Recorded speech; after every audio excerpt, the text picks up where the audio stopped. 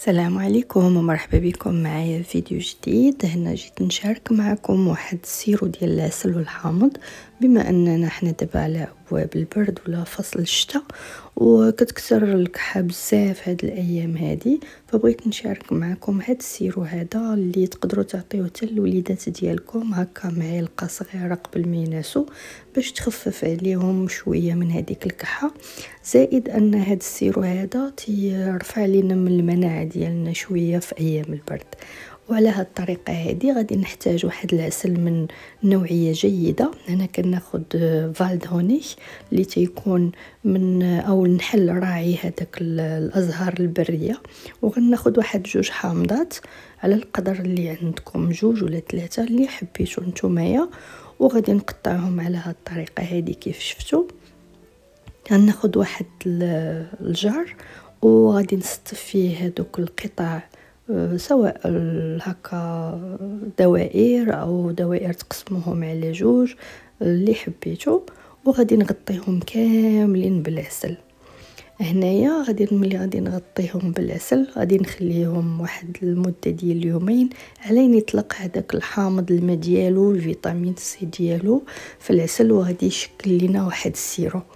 هنايا غادي يكون عندنا داك الشراب كيف تسميوه او سيرو اللي غادي نحتاجو.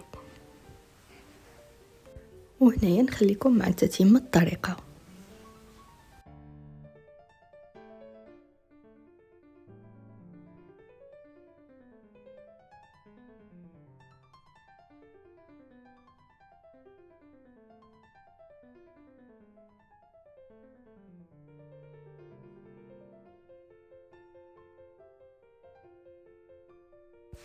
وكيف ما كتشوفوا هنا الحامض لازم يكون كامل مغطي بالعسل بهذه الطريقه هذه، ويكفي انكم تحافظوا عليه في واحد المنطقه ما تتوصلهاش الاشعه ديال الشمس، وقت ما احتاجيتوه غادي تلقاوه غزال وطالق داك الفيتامين سي ديالو وعلى مزويناته.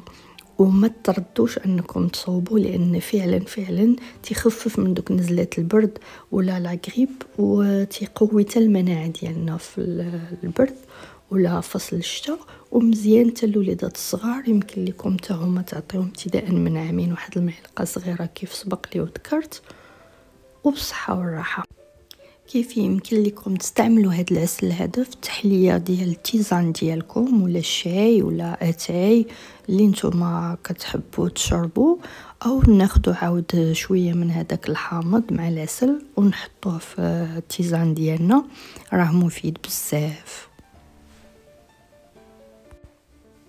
او الماء سخون مع العسل والحامض هو مفيد بزاف.